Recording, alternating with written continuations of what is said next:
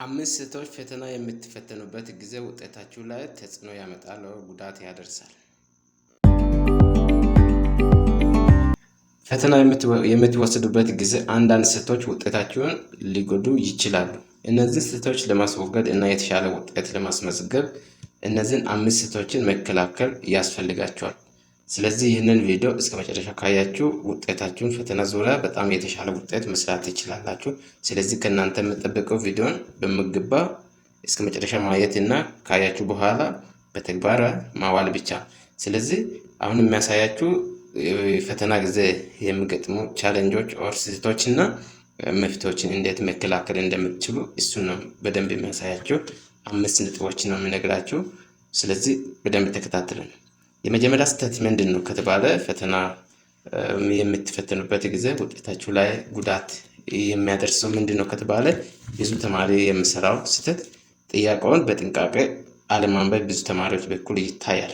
ጥያቄውን ምንም በደንብ ሳያነብ ምን አይነት ስህተት ይሰራል ከተባለ ብዙ ተማሪዎች ጥያቄውን ሙሉ በሙሉ አያነብም ወይም በፍጥነት ያልፋሉ። ጥያቄውን ራፍል አንብበው ያልፋሉ። ይህ ደግሞ ወደ የተሳሳተ መልስ ይመራል። ስለዚህ ይህንን ስህተት በተደጋጋሚ እንዳይሆን ምን ማድረግ ያስፈልጋችኋል?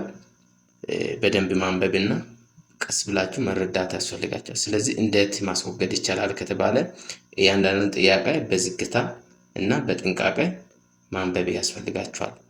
ሁለተኛው ደግሞ ይህችን ስህተት ለመከላከል አስፈላጊ ቃላትን መለየት ያስፈልጋችኋል። እንዲሁም ጥያቄውን ምን እንደምጠይቅ በትክክል መለየት ያስፈልጋችኋል ማለት ነው። ስለዚህ ተግባቢ በሆነ መልኩ ጥያቄውን በደንብ በጥንቃቄ አንብቡላለን።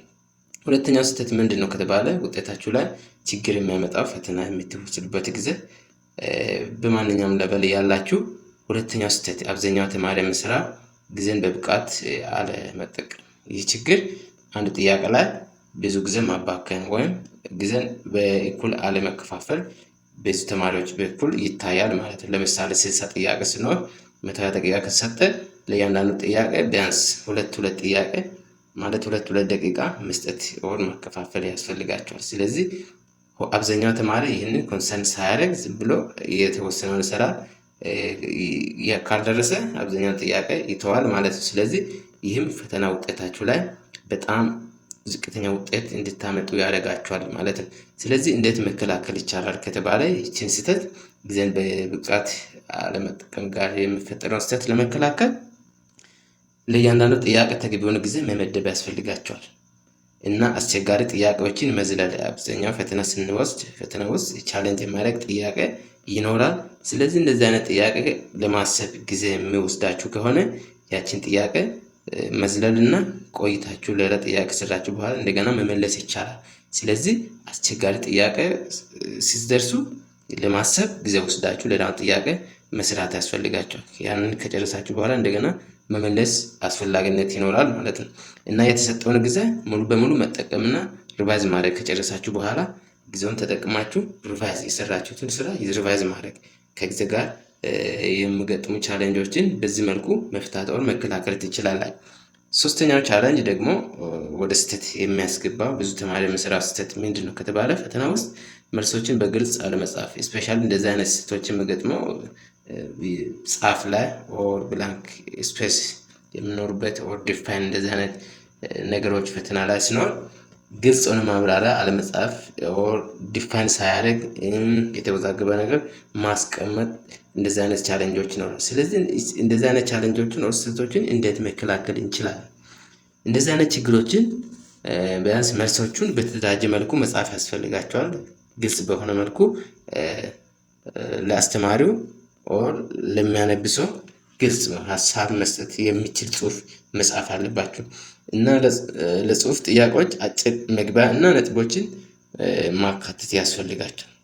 ስፔሻሊ ካልኩሌሽን ጥያቄዎች ላይ ሁሉንም ግልጽ አድርጎ ማስቀመጥ ያስፈልጋቸዋል ማለት። እንደዚህ ስታደርጉ መልሶች ላይ የሚፈጠሩ ስህተቶችን ማስወገድ ትችላላችሁ ማለት ነው።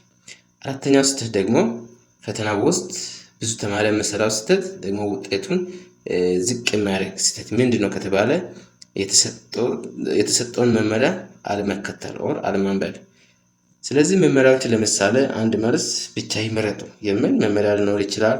አጭር መልስ ብቻ ጻፍ የሚል መመሪያ ይኖር ይችላል። የተለያዩ አይነት መመሪያዎች ይኖራል። ስለዚህ ይህንን መመሪያ ሳያነብ አብዛኛው ተማሪ ቀጥታ ወደ ጥያቄው ይግባና ብዙ ስህተት መመሪያ ምን እንደሚል ሳያቅ ዝም ብሎ ስህተት ውስጥ የሚገባ ተማሪዎች ይኖራል። ስለዚህ እንዴት መከላከል ይቻላል? እንደዚህ አይነት ስህተቶች ውጤታችን እንዳይጎዳ እንዴት መከላከል ይቻላል? ስለዚህ ከመጀመሪያው በፊት ሁሉንም መመሪያ በጥንቃቄ ማንበብ ያስፈልጋቸዋል። ኢንስትራክሽኖቹን ወደ ጥያቄ ከመሄዳችሁ በፊት መመሪያዎቹን በደንብ ማንበብ ያስፈልጋቸዋል። ስለዚህ ለእያንዳንዱ ጥያቄ የተሰጠውን ልዩ መመሪያዎችን በደንብ መከተል ያስፈልጋቸዋል ማለት ነው። ስለዚህ እነዚህ ስታደርጉ እነዚህ ተግባራቶችን ስትፈጽሙ መመሪያውን በደንብ አንብባችሁ ወደ ጥያቄ ስትሄዱ ስህተቶችን መከላከል ትችላላችሁ ማለት ነው። አምስተኛው ስህተት ምንድን ነው ከተባለ ውጤቱን የተማሪውን ውጤት ፈተና ጊዜ የተማሪውን ውጤት የሚጎዳ ስህተት ምንድን ነው ከተባለ የተማሩትን ነገሮችን አለማስታወስ። ተማሪው የተማረውን ነገር ወር ያነበበውን ነገር ኮንሰርን እንዳያደርግ የሚያደርገው ስህተት ምንድን ነው ከተባለ ይህ ስህተት የሚገጥመው ደግሞ ስፔሻሊ ጭንቀት ሲኖር በፈተና ጊዜ አብዛኛው ተማሪ ጭንቀት ውስጥ ይገባል። በድንጋጤ ምክንያት የተማረውን ነገሮችን መርሳት ይኖራል ማለት ነው። ስለዚህ እንደዚህ አይነት ነገር እንዳይገጥመን እንዴት መከላከል ወደ ማስወገድ ይቻላል ከተባለ ዘና ማለት፣ ራሳችሁን በደንብ ማዘጋጀት እና ጭንቀት ከተሰማችሁ ጥልቅ የሆነ ትንፋሽ መውሰድ ያስፈልጋቸዋል እና በራሳችሁ በደንብ መተማመን ያስፈልጋቸዋል ጭንቀት እንዳይኖራችሁ ማለት ነው። እና ለማስታወስ አስቸጋሪ ከሆነ ለምሳሌ አንድ ጥያቄ ስትፈተኑ ከባድ ቻሌንጅ የሚያደርግ ጥያቄ ከገጠማችሁ ለማስታወስ አስቸጋሪ ከሆነ ምን ታደርጋላችሁ? ለሚቀጥለው ጥያቄ መሄድና ቆይታችሁ መመለስ ያስፈልጋቸዋል። ይህ ደግሞ ጭንቀታችሁን በደንብ ይቀንሳል ማለት ነው። እና ከፈተና በፊት በቂ እንቅልፍ ማግኘት እና ስፖርት ኤክሰርሳይዝ ማድረግ ያስፈልጋቸዋል። ስለዚህ እነዚህ 5 ስህተቶችን በማስወገድ የተሻለ ውጤት ማስመዝገብ ይቻላል። እነዚህ ጥያቄውን በጥንቃቄ ማንበብ እና ጊዜውን በብቃት መጠቀም፣ መልሶችን በግልጽ በሆነ መንገድ መጻፍ፣ የተሰጠውን መመሪያዎችን በደንብ መከተል፣ የተማሩትን ነገሮችን በማስታወስ እነዚህ ስህተቶችን በደንብ ተግባራዊ ካደረጋችሁና ስህተቶቹን መከላከል ከቻላችሁ የተሻለ ውጤት በሚገባ ትሰራላችሁ ማለት ነው። ፈተና ጊዜ ምንም ያህል ስህተት ሳይገጥማችሁ የፈለጋችሁትን ያህል ውጤት ሰርታችሁ ውጤታማ መሆን ትችላላችሁ። ስለዚህ ይህንን ቪዲዮ እንደምትወዱ ተስፋ አደርጋለሁ። ቪዲዮን ከወደዳችሁ ላይክ አድርጉ፣ ለሌሎችም እንዲደርስ ሼር ማድረግ ትችላላችሁ። ለእኛም ስለምጠቅመን እና ሌላ ቪዲዮ ስንለቅ ለእናንተ እንዲደርስ ቪዲዮቻችን ሳብስክራይብ አድርጉ እንላለሁ። ቴንክ ፎር ዋቺንግ